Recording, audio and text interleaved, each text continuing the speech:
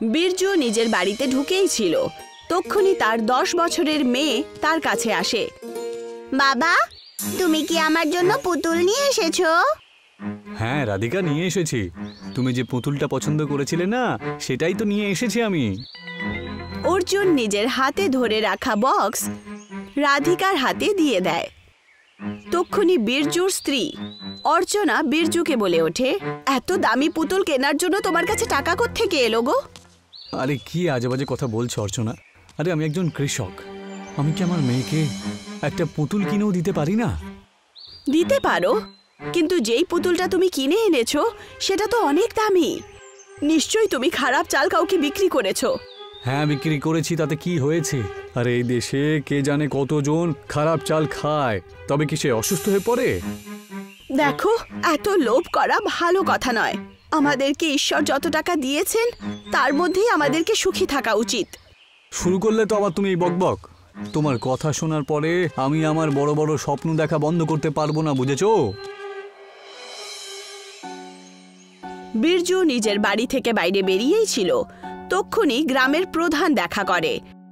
গ্রামের প্রধানও বিরজুর মতোই একটা লোভী ব্যক্তি ছিলেন।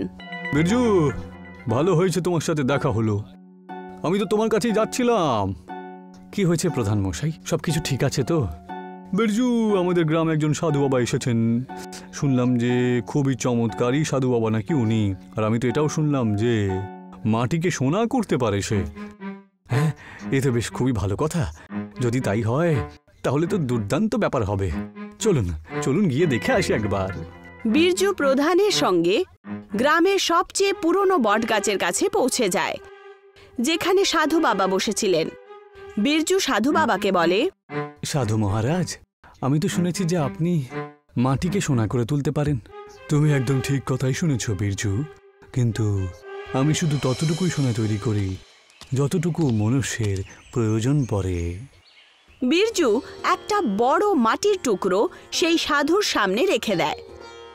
সাধু মহারাজ, আমার প্রয়োজন এতটাই যে আপনি কোনোদিন ধারণাও করতে পারবেন না। এই বড় মাটির টুকরোটাকে সোনাতে পরিবর্তন করে দিন। মানুষের ইচ্ছা আর লোভের কোনো সীমা নেই। তুমি হয়তো আমার কথার অর্থ বুঝতে পারোনি। আমি শুধু ততটুকু মাটিকেই সোনা করি যতটুকু মানুষ বিক্রি করে দুবেলা খাবার খেতে পারে। সাধুর কথা শুনে বিরজু গভীর চিন্তায় ডুবে যায়। হঠাৎ করে সে গম্ভীর হয়ে ওঠে। সাধু মহারাজ, আপনার আর কি? আপনি আজকে এখানে থাকবেন, কালকে অন্য কোথাও। যখন আমি আমার সামনে কোনো গরিব মানুষকে দেখি তখন আমার খুব খারাপ লাগে যে আপনি যদি এই মাটির টুকরোটাকে সোনাতে পরিবর্তন করে দেন, তাহলে আপনার যাবার পরে আমি এটা দিয়ে বিক্রি করে অনেক গরিব মানুষকে সাহায্য করতে পারবো। বিরজুর কথা শুনে সাধু রহস্যময়ীভাবে বিরজু আর প্রধানের দিকে তাকান। তোমার যদি তাই ইচ্ছে হয় তাহলে আমি তাই করছি, কিন্তু একটা কথা মনে রেখো, ধনবান হবার পরে তুমি যদি গরিবদেরকে সাহায্য না করো তাহলে তোমার কাছ থেকে তোমার সবচেয়ে প্রিয় জিনিস কেড়ে নেওয়া হবে। সাধু এইটুকু বলেই ছিলেন, তক্ষুনি সেই মাটির বড় টুকরো সোনায় পরিবর্তিত হয়ে যায়। বিরজু খুশি খুশি প্রধানের সাথে সেই সোনার বড় টুকরোটাকে নিয়ে ওখান থেকে চলে যায়। কালকে আমি এটা বাজারে বিক্রি করে চলে আসব, তারপরে আমরা দুজন অর্ধেক অর্ধেক ভাগ করে নেব। না বিরজু দাদা, না। ওই সাধু মহারাজ কি বলেছিল, যদি আমরা আমাদের কথা না রাখি তাহলে আমাদের থেকে আমাদের কোনো প্রিয় জিনিস কেড়ে নেওয়া হবে। আরে কেন সাধু বাবার কথায় আপনি এত মন খারাপ করছেন? আমাদের সোনা দরকার ছিল, সেটা আমরা পেয়ে গেছি। সে তুমি যাই বলো না কেন বিরজু, কিন্তু কেন জানি না ওই সাধু বাবার কথা শুনে আমি খুব ভয় পেয়ে গেছি।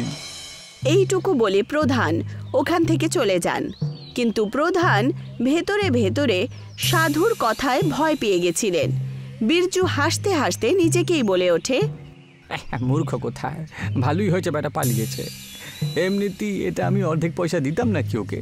আরে কিছু পয়সা দিয়ে তাড়িয়ে দিতাম। বিরজু সোনার টুকরোটাকে বাজারে বিক্রি করে দেয়, আর কিছুদিনের মধ্যেই বিরজু নিজের গ্রামের সবচেয়ে ধনী ব্যক্তি হয়ে ওঠে। আর এখন তার ভাঙা চোরা বাড়ির জায়গায় একটা বড় হাবেলি ছিল। একদিন বিরজু নিজের হাবেলির বাইরে হাঁটাচলা করছিল। তক্ষুনি গ্রামের সুখিয়া নামের একজন গরিব ব্যক্তি বীরজুর কাছে এসে দাঁড়িয়ে পড়ে। এই যে বিজু দাদা, পরশুদিনকে আমার মেয়ের বিয়ে হয়েছে আর আজকের গয়না চুরি হয়ে গেছে। আপনি তো গ্রামের সব থেকে বেশি ধন্যবাদ, আমাকে সাহায্য করুন। আরে তোমার কি মাথা খারাপ হলো নাকি? হ্যাঁ সুখিয়া, তোমার এত সাহস যে তুমি আমার বাড়িতে ঢুকে পড়েছো? হ্যাঁ, আরে তোমার মতন গরিব মানুষকে সাহায্য করার জন্য আমি ঠেকা নিয়ে বসে নিই, বুঝলে? যাও এখান থেকে, বেরো। সুখিয়া নিজের উদাস চেহারা নিয়ে হাবিলি থেকে বাইরে বেরিয়ে আসেন। তক্ষুনি বীরজুর স্ত্রী অর্চনা ঘাবড়িয়ে তার কাছে চলে আসে। কে তুমি? জানি না রাধিকার কি হয়েছে, ব্যাস চোখ বন্ধ করে শুয়ে আছে, কিছু বলছেও না আর কোনো কথার উত্তরও দিচ্ছে না। বীরজু সঙ্গে সঙ্গে নিজের স্ত্রী অর্চনার সাথে রাধিকার রুমে চলে যায়। সে দেখতে পায় যে রাধিকা বিছানায় অজ্ঞান হয়ে শুয়ে আছে।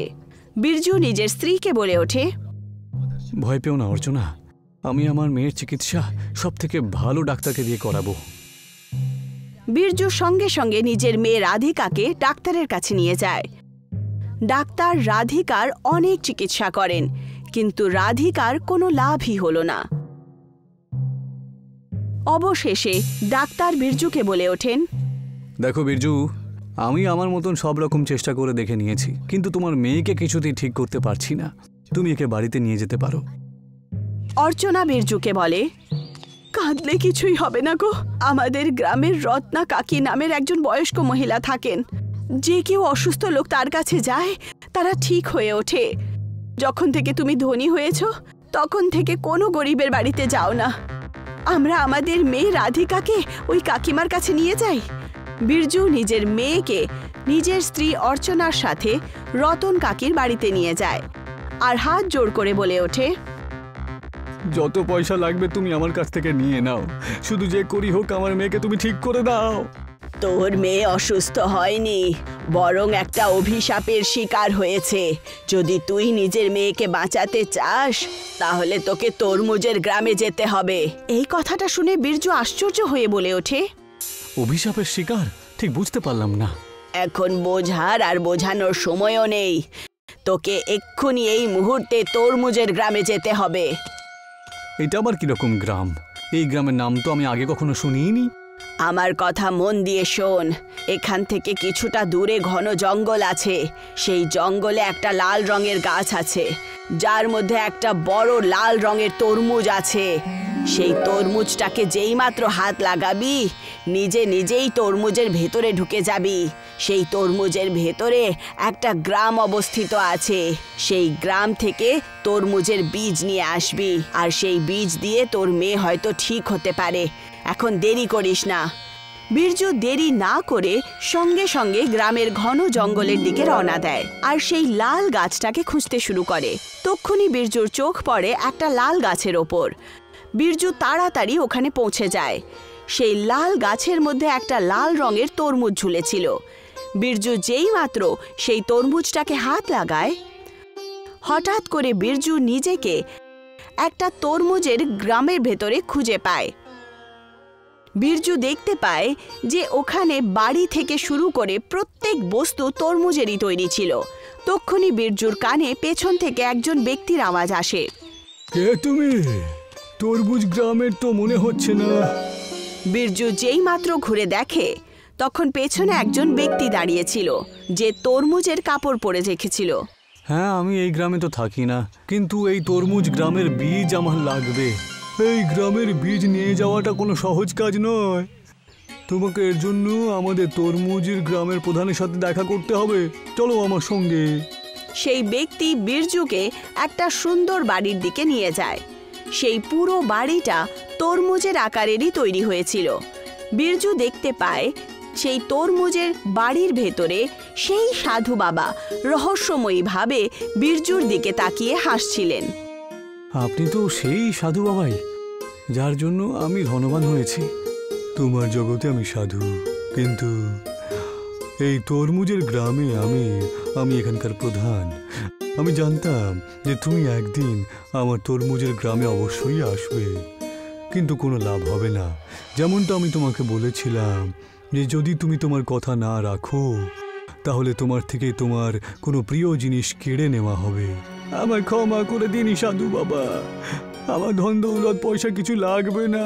আমি বুঝতে পেরে গেছি মানুষের সব থেকে বড় ধন হলো তার সন্তান, আর আমি বোকার মতন করে কাগজের টুকরোকে ধন মনে করেছি। আমাকে আমার ভুলের শাস্তি পেয়ে গেছি। সাধু খুব গভীর চোখ দিয়ে বীরজুর দিকে তাকিয়ে থাকেন। তোমার চোখের মধ্যে আমি আক্ষেপ দেখতে পাচ্ছি।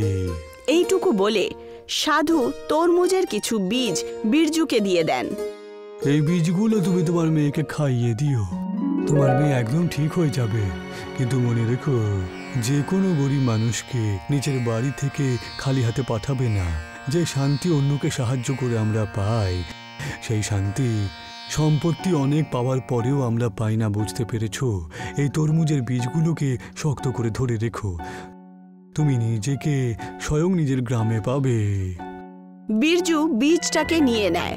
পর মুহূর্তেই সে নিজেকে রতন কাকিমার বাড়ির বাইরে পায়। বীরজু তাড়াতাড়ি বাড়ির ভেতরে ঢুকে যায়। যেই মাত্র তরমুজের বীজের টুকরো রাধিকার মুখে দেওয়া হয়, হঠাৎ করে রাধিকার জ্ঞান ফিরে যায়। আমার কি হয়েছিল বাবা? কিছু না মা, তোমার কিচ্ছু হয়নি মা। হয়েছিল তো আমার। আমি দরকারের থেকে বেশি লোভী আর অহংকারী হয়ে গিয়েছিলাম, কিন্তু এখন আমি তোকে আর আমার বউকে একজন ভালো মানুষ হয়ে দেখাবো। তারপর তার হাবেলিতে যে কোনো গরিব ব্যক্তি এলে সে খালি হাত যেত না।